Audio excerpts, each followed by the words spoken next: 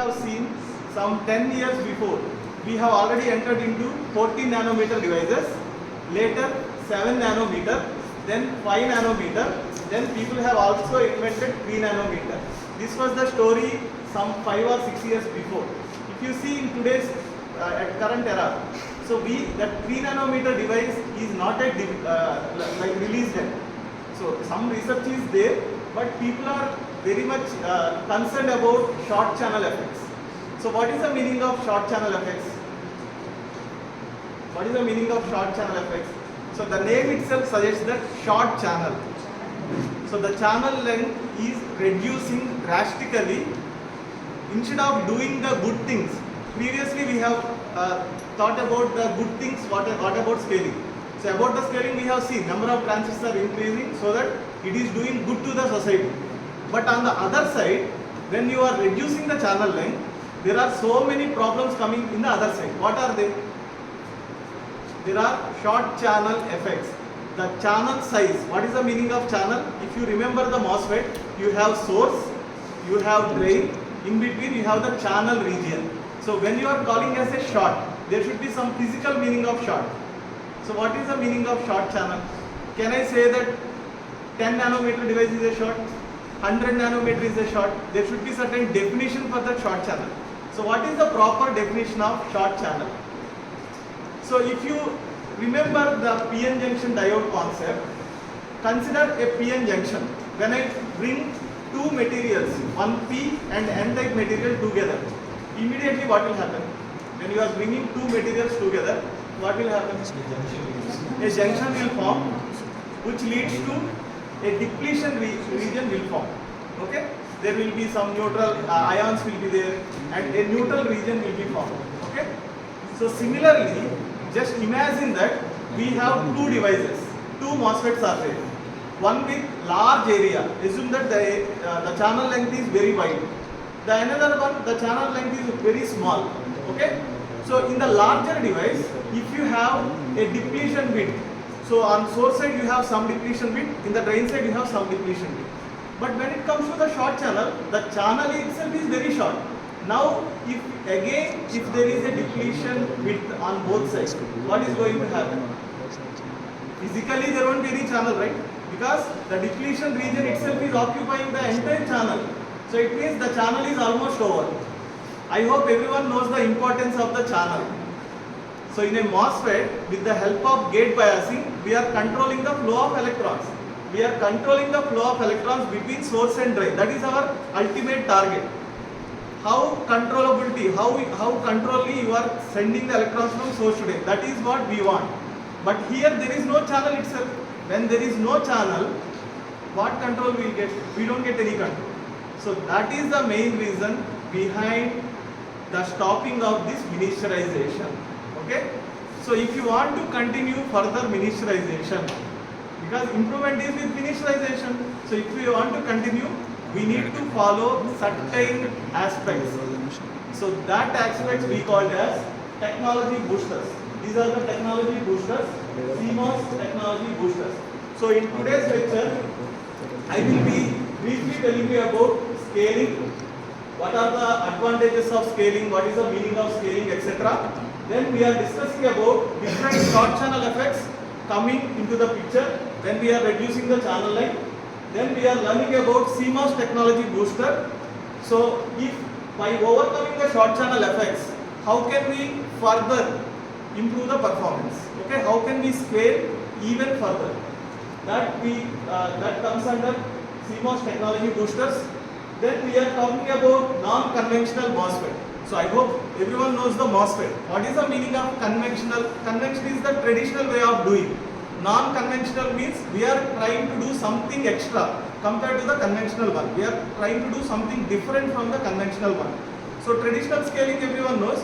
So what are extra things we are doing for continuous the CMOS technology.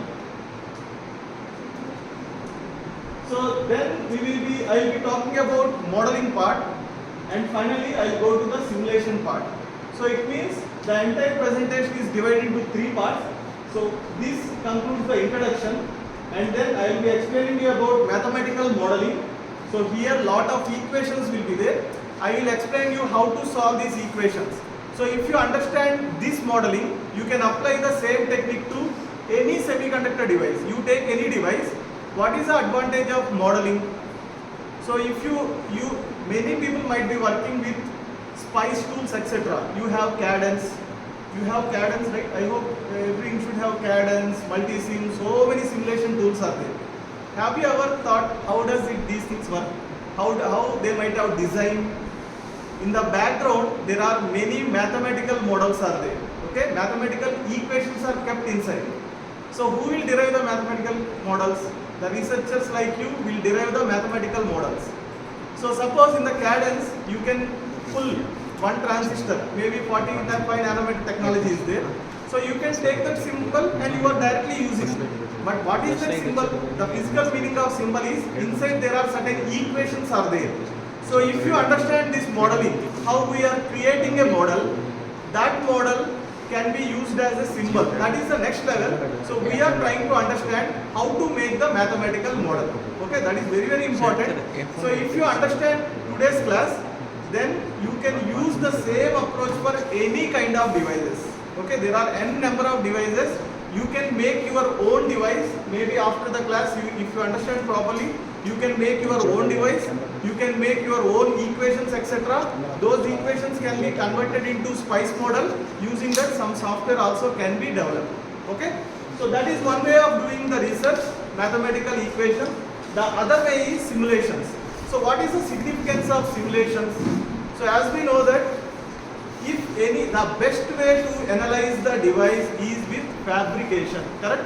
So if I have all the fabrication facilities, I have the fab lab, etc. So I made my own device. I invented a own device with a ultimate thing. I can always claim that I made a best device. So how do I prove that it is a best device? I have to analyze certain parameters. So parameters like what would be the frequency, whether I am getting maximum frequency or not.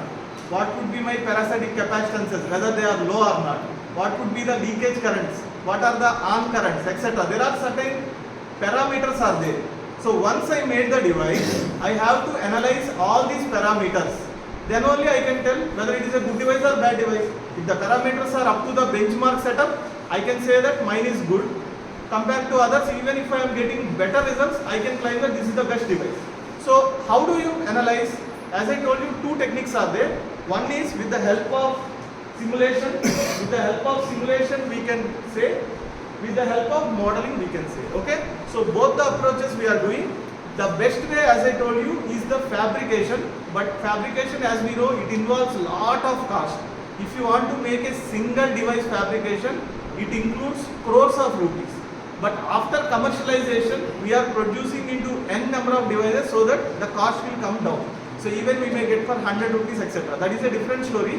But ultimately, if we don't have facilities, we can start doing the research with only these two. These two are enough for doing the research. So after that, you can submit your papers to different journals, etc. They will definitely accept. Okay, that is the ultimate plan. So always we need to compare our results. So we are finding a device comparing the results. Okay. So that would be the plan for today's lecture. Now we are moving to the basic motivation of today's lecture. So if you recall, for the last 3 years, Government of India is putting lot of efforts into semiconductor industry. I hope you will be hearing every year. So 2 lakh crores money is coming, 3 lakh crores money is coming. A lot of research initiatives have been taken. So that was the main motivation at the current era. Lot of new semiconductors is in the news. That is more than enough. And if you recall, National Semiconductor Mission. This was started by our PM, and in the year 2020-21 it has started, and it is doing very good. If you want to know any news related to semiconductor, you can go to their portal. What all initiatives are taken by the government and other companies, etc. You can find it. So these are the companies which have started in the last 2-3 years. So Vedanta, Foxconn, in association with Foxconn, Vedanta has started a software semicon company in Gujarat, and Tata Group This also, Tata Group has started semiconductor facilities at two places. One is at Gujarat, another one is at Assam, and in ISMC Bangalore. Okay, so they are planning to start. That was still in the discussion. 2021, this news has come. They are going to set up a fab lab with 30,000 crores, etc. But that has not come into materialization till now. Then SCL Chandigarh is very, I hope everyone knows that it is the only government fabrication lab available in the India. If you remove IITs, NITs, etc., they are the people who have these fabrication facilities. They are supporting for long years. But the issue with SCL is they are still having the old technology. So now currently we are having 7 nanometer, 5 nanometer, etc. But they can't give you that size transistors. If you go to SCL, they may be giving you 45 nanometer or even higher. As I was telling you, these are some of the why we have to do scaling and what are the benefits we will be getting about the scaling. I hope everyone understood that scaling is nothing but the miniaturization. We will be scaling the device on two sides. One, horizontally we have to do, that is our ultimate goal. Ultimate goal is to reduce the channel length. So when we are doing the scaling one side, is it feasible? We can't scale it one side, right? When you want to scale, we have to scale it both the sides. So there the problem is coming. When we are scaling horizontally, there is no issue. When we are scaling the device horizontally what all components are there? Gate oxide is one of the important parameter. So proportionally we have to scale. When we are scaling the gate oxide, it is losing the property of insulator. So as per the technology standards, for a 45 nanometer channel length device, at least 1 nanometer gate oxide is required. But now we are talking about 3 nanometer device, 1 nanometer device. For 1 nanometer device, how much would be the gate oxide? It should be very, very less, even less than 0.5 nanometer. For 1 nanometer device, 1 nanometer oxide, hardly 4 electrons will be there. So if you are reducing, there won't be any states present over there. So it means it will not act as an insulator. When it is not acting as an insulator, the fundamental concept of MOSFET we are going to lose. It will no more act as a MOSFET. That is the basic problem. Today we are going to discuss such problems. What are the remedies for them? So these are the advantages we are getting. Increased performance, reduced power consumption, then cost reduction. These are the main advantages we will be getting. So as I told you, some challenges, if you see, what are the main challenges? We have physical limitations. We can't scale as per our own. There are certain guidelines are there. We have to follow such guidelines. Then other challenges are heat dissipation. So if you remember, maybe if you see the current mobiles, they are heating up very fast. They are heating up compared to the old Nokia mobiles, etc. What might be the reason? We are dumping more number of transistors, and the devices which are present are also short channel devices. So they are dissipating lot of heat. So one device dissipates this much amount of heat, accumulating 1 billion transistors will give you lot of heat. Okay. So heat dissipation is another issue. Then manufacturing complexity. Our industry, whenever a new technology comes, our industry is fixing to certain machinery. So when we are moving from this nanometer range to another range, what will happen? We need to change the machinery also. Same machinery will not work for certain devices. It may work for a particular range, maybe from 45 to 22, one kind of machinery will work. When you are coming from 22 to 14 nanometer 7, you may have to change the entire machinery. Industry may not afford that much. So cost is also another issue. So what might be the alternatives? Such alternatives like 3D scaling and using advanced materials. There are many advanced materials available in the market. So 2D materials, I hope everyone might have heard. Graphene is one of the best example. 2D materials we can use, and ferroelectric materials are there. There are many materials available, and researchers are finding every day. You can try those materials over here. Diamond is one of the good material, conducting material. There are n number of materials are there. By replacing the silicon with those materials, we can make the perfection. But now the question is, if it is that much easy, why people are not doing? We replace the silicon. That is not a big thing. But availability of silicon is very high. So we can get a silicon for a very cheaper compared to the other devices. So we have to see, when you make a laptop with 3 lakh, 4 lakh, how many people can afford that? So we have to balance the things. That's why still people are doing.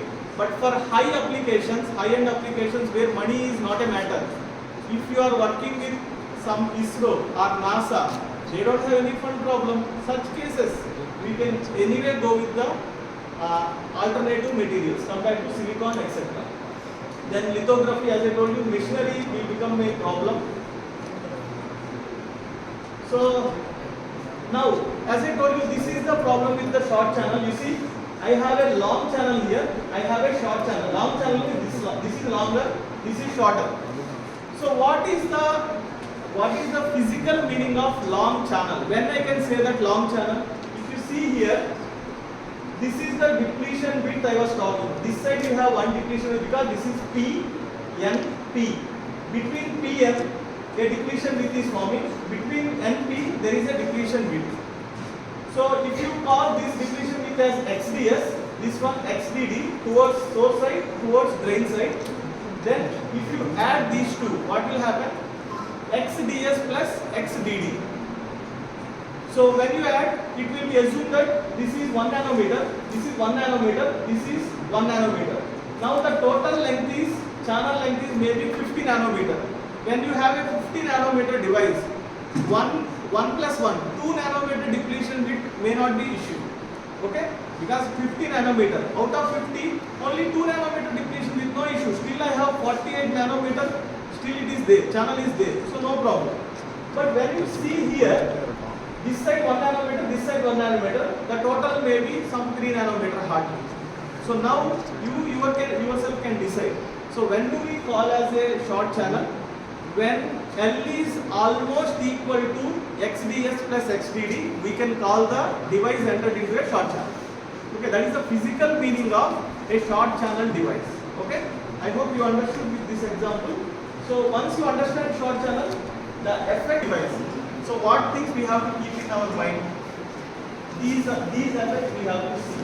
Whether my device, whatever device we are making, that device have these problems or not. If I calculate these problems, how much they are coming, okay? Like that we have to see.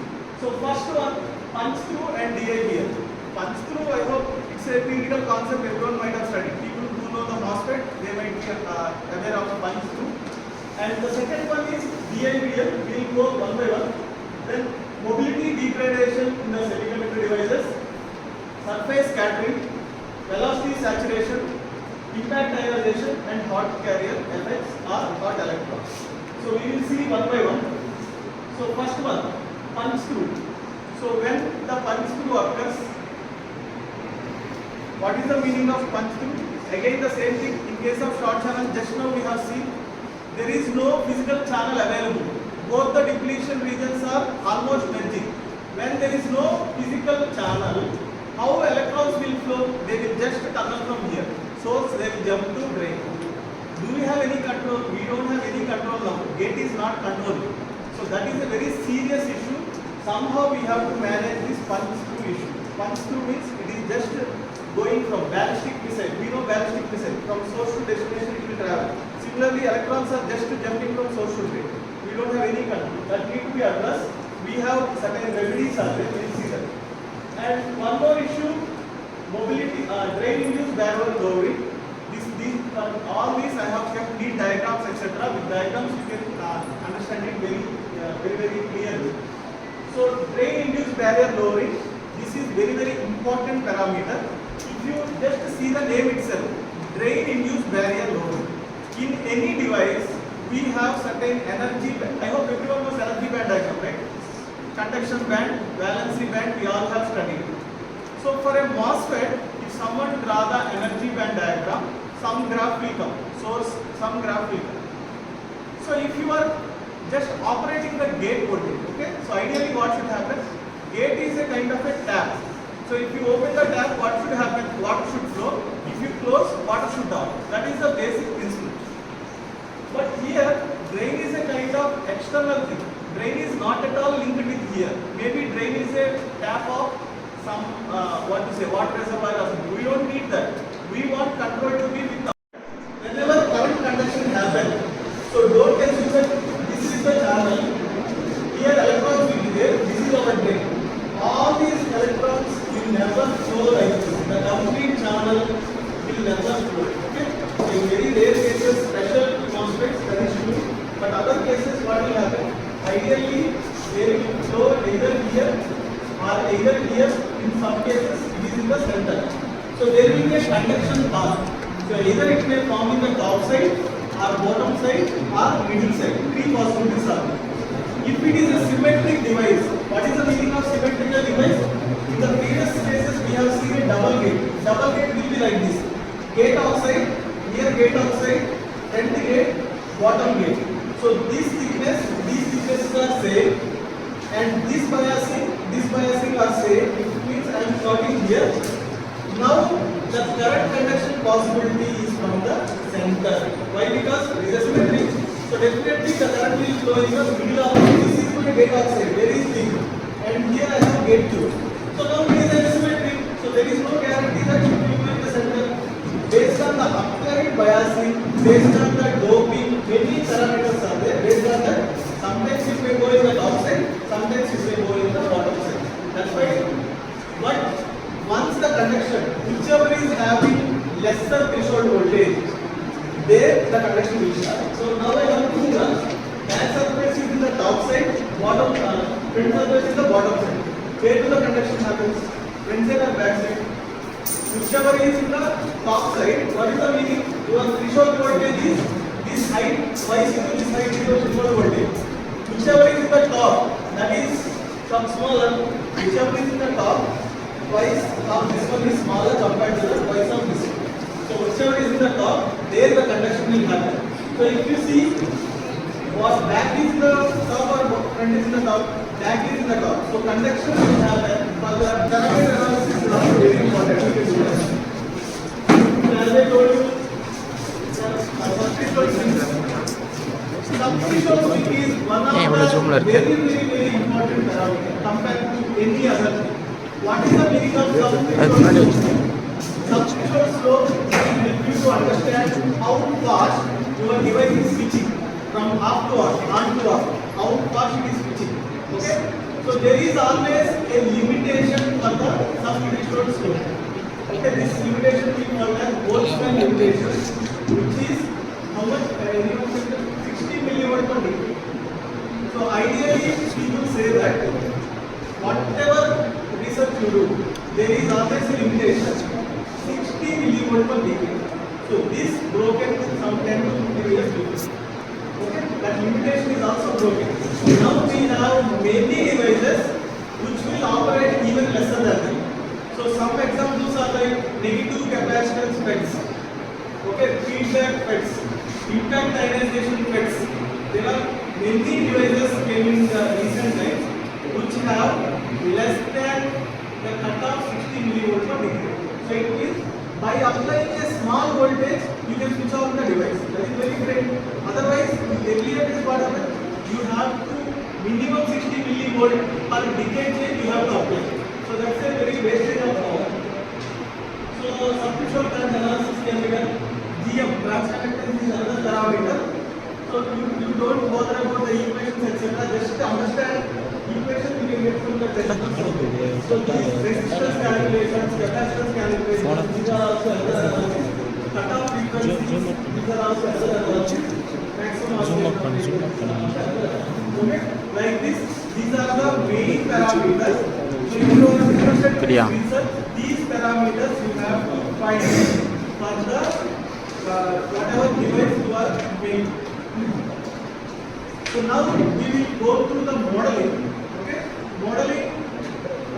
Unless you do that, unless you do with your hand, you don't understand the modeling.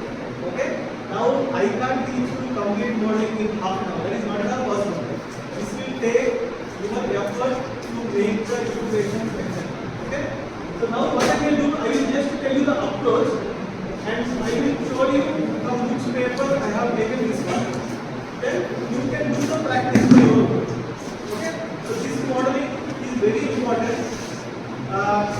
have any device, as I told you in the beginning, you can do the simulation, you can do the fabrication, you can do the modeling. So this is the modeling part. Okay, modeling is very important. So how do we do a modeling?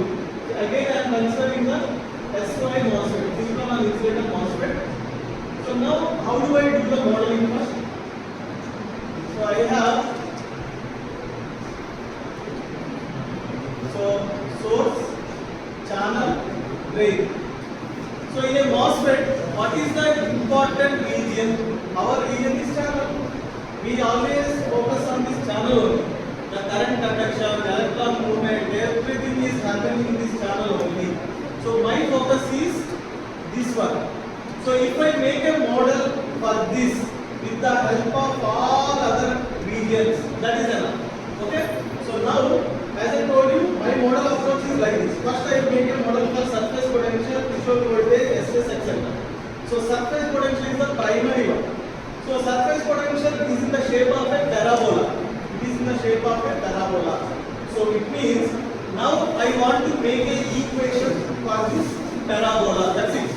My ultimate goal is to make one equation for this parabola. Okay? So parabola, I hope you know how to represent a parabola in mathematics. Okay? So by taking that, we are continuing, I tell you.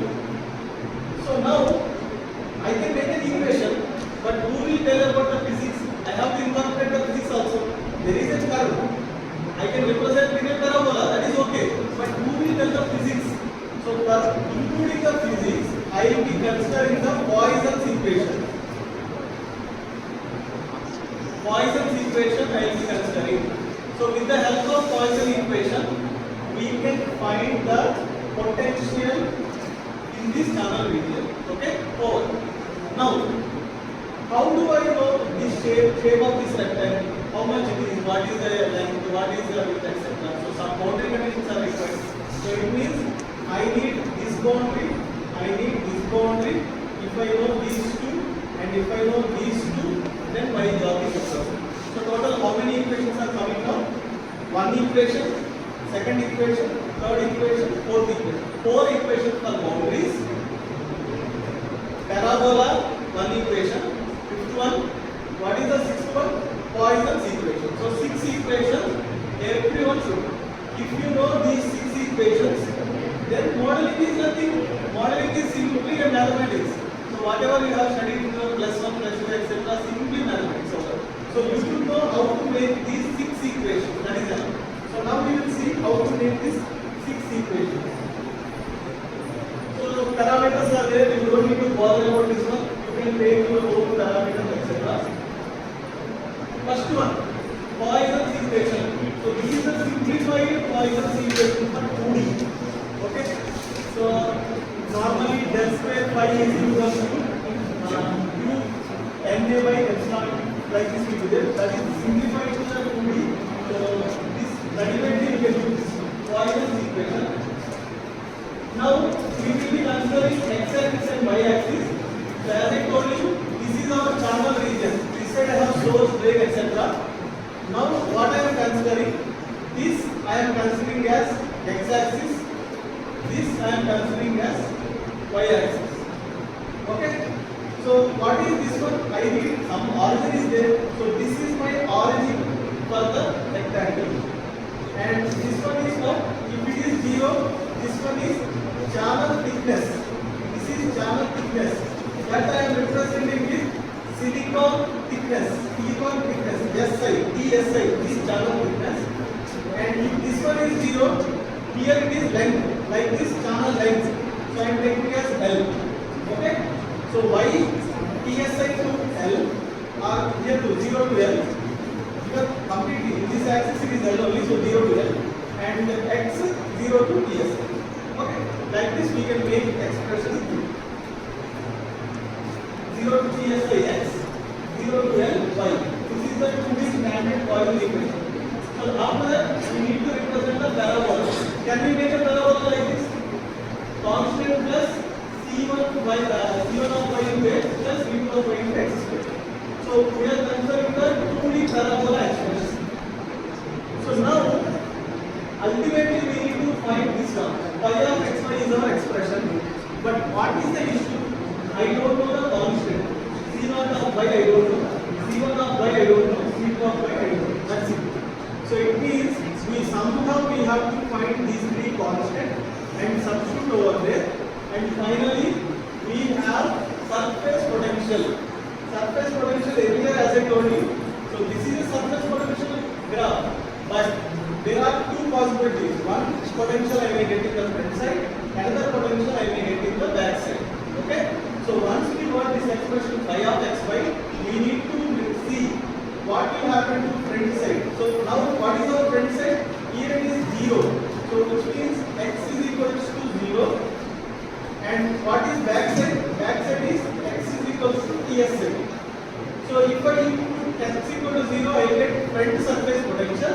If I put x equal to ts side, I am getting back surface potential. Okay? Over. Now, if you see here, so based on that, I am writing at x equal to 0, phi s1 is front surface potential. At x is equal to ts side, I am getting phi s2, back surface potential. Nothing is there. Now, I need to make a continuous equation. So how do you make a continuous equation here? So I know that if you, I hope everyone might have studied electromagnetic fields, etc. So here you have a junction. Here you have a junction. So we know that our electric fields are continuous. So it means the electric field towards this side is equal to the electric field towards this side. This is a continuous because this is same line. So this continuous equation we are using to write a boundary equation this side. So here and here we are finding an electric field equation. So how do you find the electric field equation? This is the formula. Epsilon SI into E. Epsilon is permittivity, E is electric field. So this is silicon side. It means here white portion.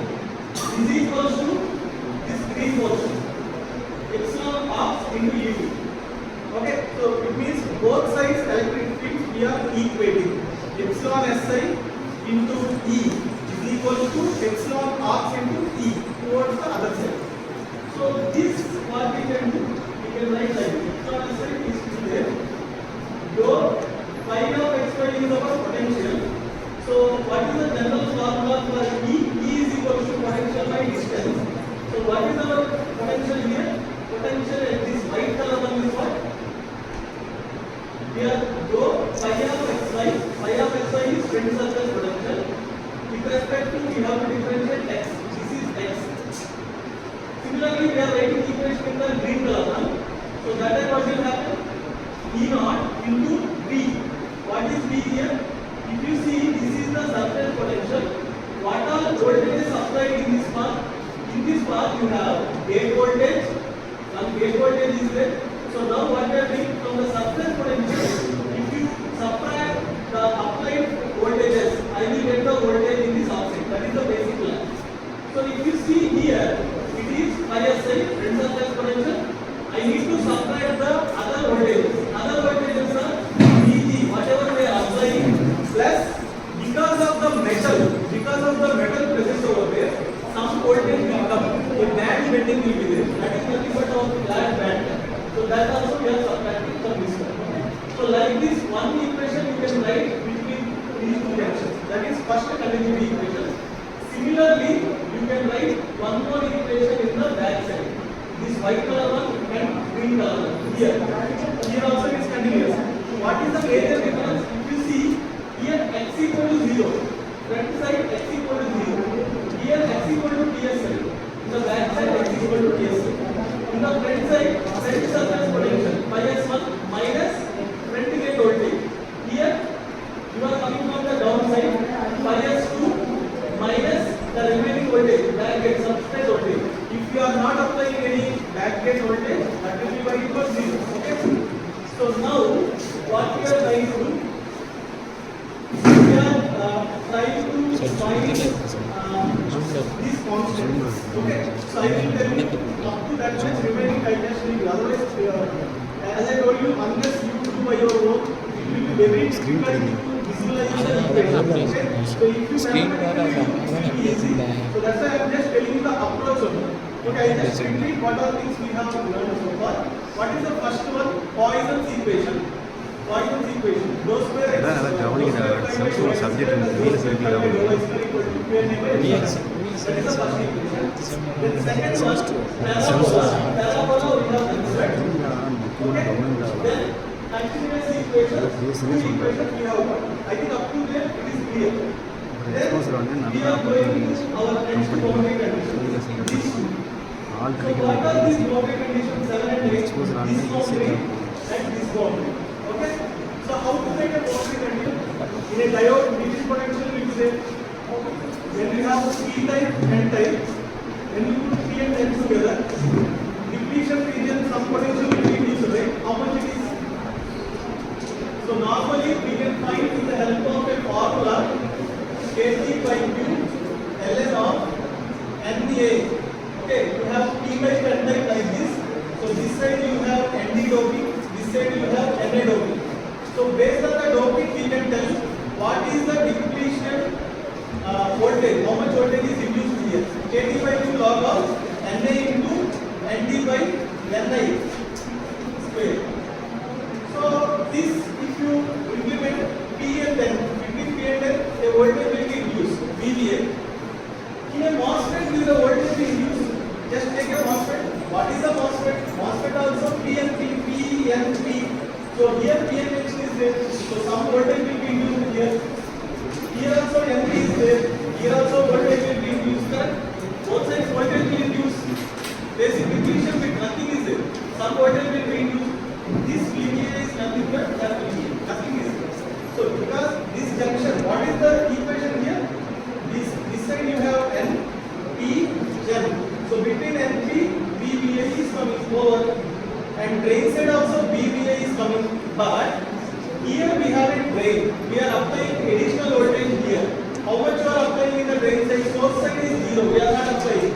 So this side it is VBA. Here we are applying the voltage. How much we are applying? VD we are applying. So VBA plus VD. VBA plus VD towards the drain side. On the source side it is VBA only. So like that we can make two more boundary conditions here. Phi of x comma 0. Where is 0? L0. Length side 0 is here. You are getting VBA. And here phi of x comma L. L side. X in this direction. L in this direction. L is here. This is 0 L. This is L. So it means VBA plus how much additional you are doing, which is VD. Okay. So I think these equations are enough for you. You can practice. Those who are interested just to see, I will try to identify 5 minutes. Now all equations are readily available.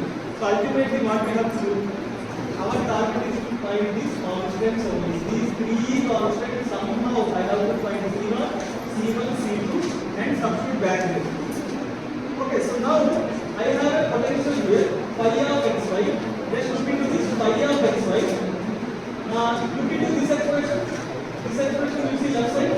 Phi of xy, if you differentiate with respect to x and substitute x equal to 0, that is equal to this one. So what I have to do? I have to take equation 2, again see here. What I have to do? First differentiation of phi of xy, then substitute x equal to 0. Whatever value is coming, that is equal to this equation. So it means I am just going back. So this I will differentiate with x. Then substitute x equal to 0. Tell me what will happen? Then you differentiate constant 0. Then you differentiate c1 of y. X into 1 will come. Here 2 into c2 of y into x. That will be equal to what? That will be equal to this. Okay, that I will do later. So c1 of y plus 2 into c2 of y. Okay, here. That is equal to the initial value. Similarly, what I can do? The same thing. Differentiation I can do. X equal to 0 is equation 4. Now I can substitute x equal to TSL. I will get another equation. So using these equations somehow